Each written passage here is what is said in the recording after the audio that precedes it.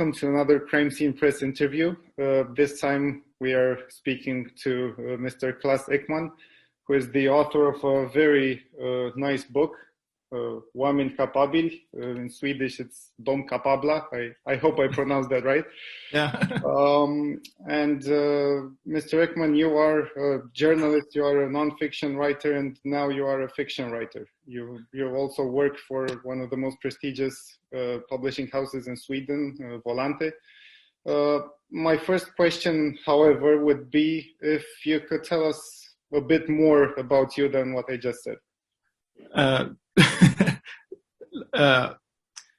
Well, the rest is yeah, living with my girlfriend and the daughter in Stockholm, and trying to read as much crime fiction as I can. Yeah, great. So, like I said, you've been writing non-fiction books for some time. You've been a journalist. What inspired you to turn to fiction writing? Okay, let's see. Actually, I started writing fiction quite a few years ago, but I was actually just to become a better feature writer. I wanted to go over to like true crime and stuff. So I went at a workshop, and it was very, very, very fun. And then it just rolled on. So first I wrote a book that was very, very bad, and then I wrote this one after learning from the many mistakes on the first. So you wouldn't? I mean, you're a fan of these workshops, because I've heard people having mixed feelings about them. There are some people who encourage others to go to workshops, and some people who are like, "Oh my God, what's this? You can't go to a workshop." Yeah, I know. I think that depends on like the teacher, and I was very, very lucky because basically for me it was more like you had to write 20 pages every time, mm-hmm. And I'm a world-class procrastinator, so it was just wonderful, because as I also did some like writing for a living. Writing for or my own writing always came like mm-hmm. you could play second fiddle or something. So mm-hmm. It really gave me a push to actually write the book. Okay, and how would you compare the two experiences, writing articles or nonfiction to writing fiction? I think when you write non-fiction, there's so, like in 95% of the cases, you're actually writing about a person who has at least a bit of input in mm-hmm. how he or she or they are portrayed, mm-hmm. and that's not, and that always makes the article a bit not as good as it could have been. Mm-hmm. So writing about the people, fictional people are much better. It could be much truer, I think. Mm-hmm. Yeah, and they have no objections.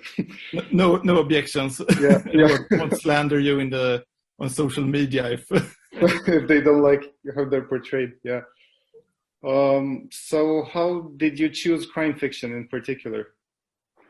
I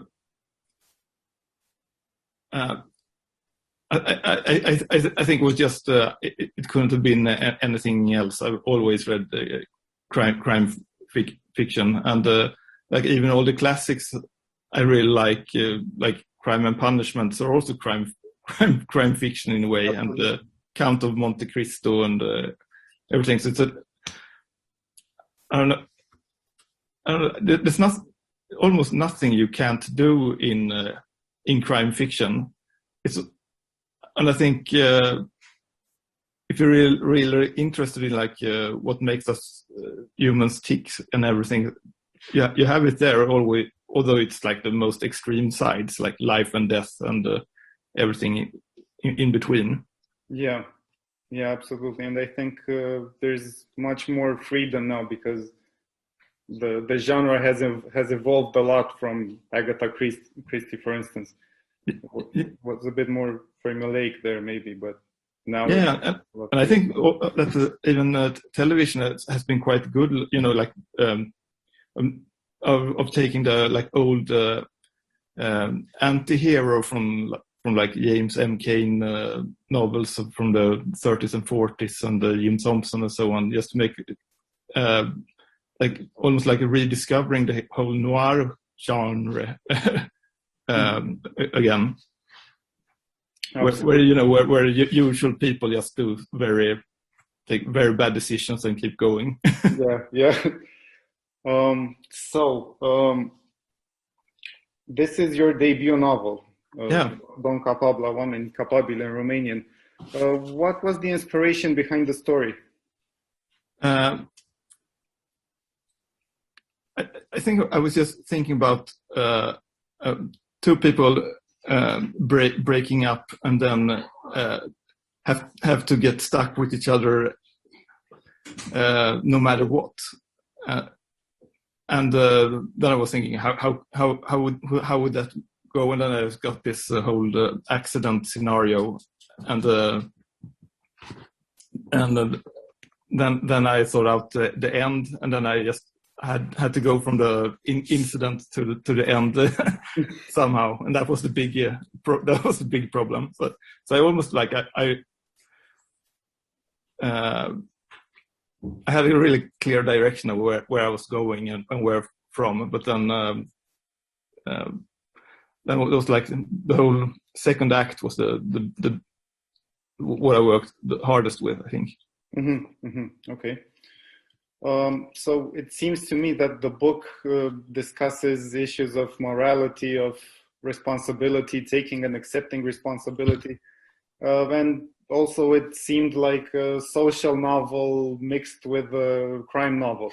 It's very complex. I was wondering how much of the characters' reactions do you think are influenced by the type of society they live in, and how much of their reactions are just their own choice? I would say I would guess 50-50 actually. I've grown up in a place very much like the one where the book is situated, and I always thought it was kind of even as a kid kind of annoying how much people just made for show. Okay. So I would say 50-50. It's like both society, but then of course it's also themselves. Okay. And do you think also in real life it would be the same way, like it's 50-50 mixed, or maybe society has a bigger impact, or just personal choice? Mm-hmm.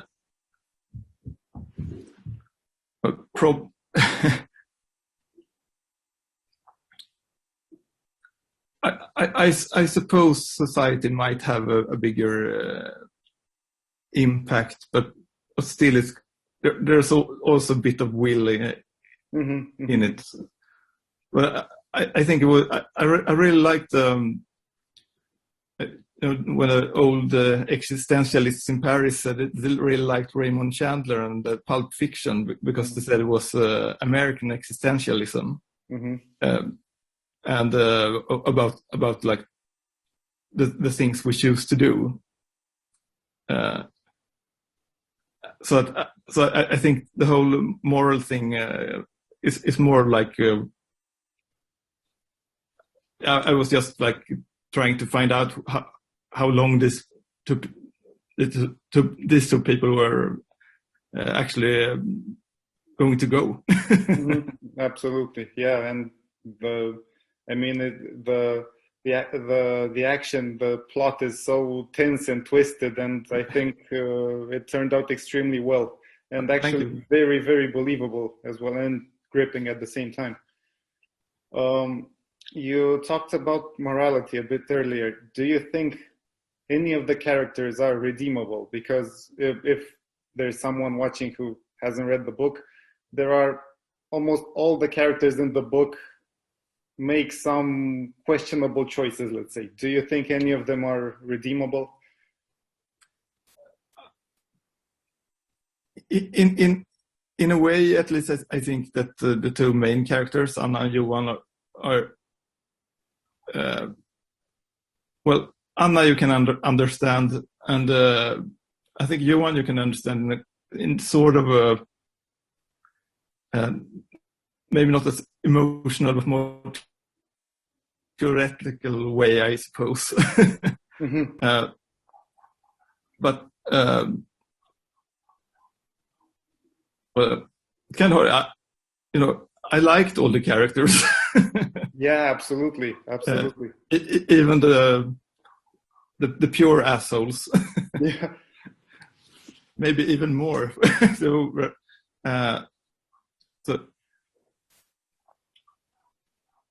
yeah, but I would probably say that Anna is redeemable in a way. Mm-hmm. Mm-hmm. Yeah, like you said, you liked all the characters. I'm convinced everybody will like the characters because they're very, very believable, and they have their own subjective reasons for doing stuff. It was more of a like, is there any light at the end of the tunnel type of question. Yeah. Yeah. You said earlier that you were born and raised in a place that's quite similar to the town you describe in the book. However, if I remember correctly, you don't give a name to the town in the book. No. Why is that? Because in a way I wanted it to be able to be anywhere. Mm-hmm. And also that I took some really big I want to take some really big freedoms with the geography. Mm-hmm. So they would have to drive really weird ways to places where I want to set it. Okay. Yeah. But I think the next one would be more precise there, actually. You received last year, you received the Crime Time Award for this novel, the debut award. Yeah. This question has two parts. First part, how do you feel about the award? I mean, it's great. But on the other hand, I was wondering, would you prefer to receive awards from critics, or would you prefer to be read by as many people as possible, if you were to choose just one? I would choose read by as many people as possible. I mean, critics, and I've been a critic myself. It's basically that. Of course, I'm graceful, but basically, it's what about timing and if someone had a good day when they got the book in the post or not. I mean, no, I will always prefer readers. Speaking of critics, do you know, I mean, has it ever happened to you to discuss with people who disconsider crime fiction as, it's not literature, we can't read that? What do you think about this debate? Because it's been ongoing for so many years. Yeah, I know. I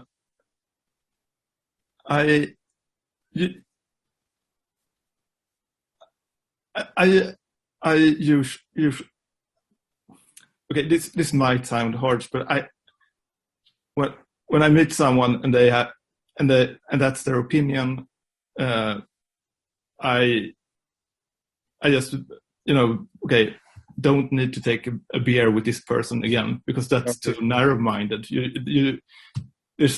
apparently nothing that person can say that will ever be interesting, because, haven't they read, if they have an opinion on literature and can't read crime fiction or anything else, and can't understand that there's some really great stuff being written.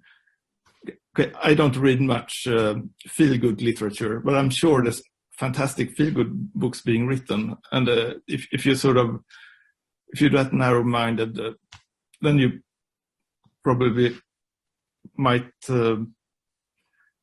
have to live with that it would be better not having an opinion at all. Yeah. So I mean, there's fantastic stuff being done in crime fiction, and it's been done since hundreds of years. Yeah. Although it wasn't labeled crime fiction then. It's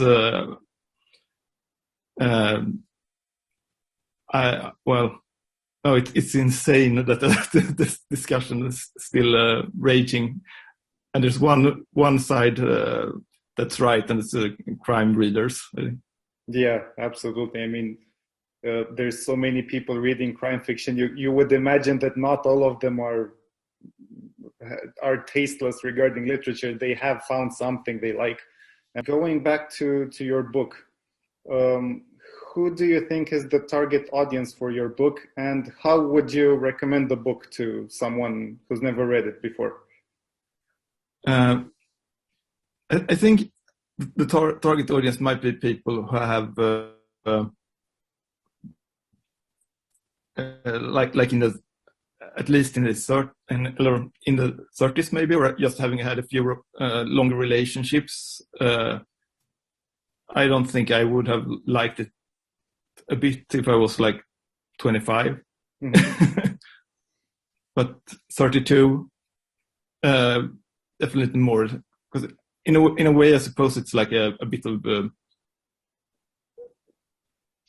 maybe from middle-age readers, if they want to, if they're the sort of readers who sort of want to have worse examples of themselves.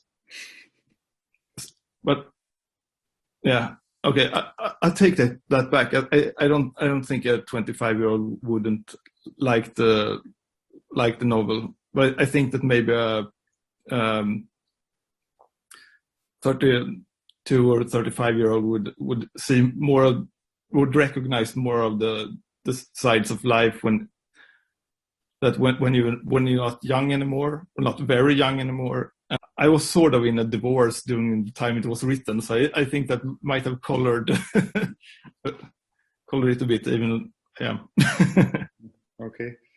And how would you recommend it to someone if you met someone on the street and they would ask you to recommend your book? How would you describe it or recommend it?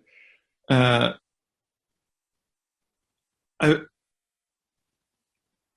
would probably just say,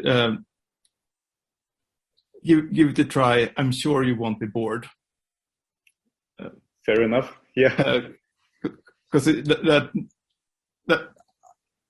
that's what I really hope, that no one will be bored, because I worked really hard with the tempo and stuff. Yeah, I'm sure they won't be. It's captivating, and it's captivating because there's so many social elements in it, I think, and very psychological, and it just grabs you and never lets go. You want to Thank you. Yeah, no, definitely. You want to see what happens next and what bad decisions everybody's going to take. As this is your first fiction book, or the first one published, the second one you wrote, yeah. What advice would you give to aspiring writers? The one I've used, a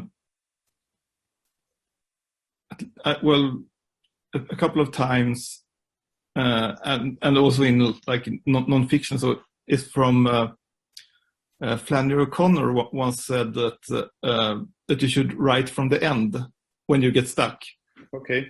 And I've done that a few times, when I got stuck, and so like if I after 2/3 didn't really know how to proceed or what scene would really work and so on, I go straight to the end, write the end, and then the scene before the end, and the scene before the end, and so on till I get there. And it's really so like a good way to see what you need and what you don't need.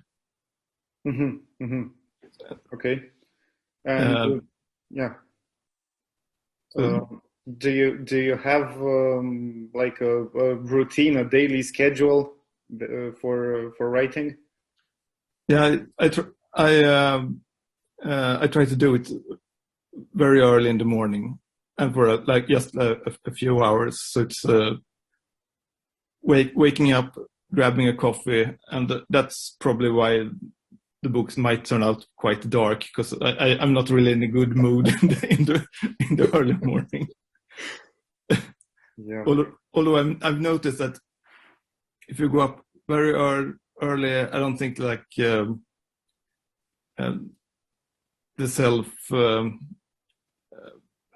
self-hatred is not the right word. Was it well, your inner critic hasn't woken up. Okay. Yeah. At least mine wakes up around 10:30, 11. So my best work is done before that. Then after that, everything is horrible.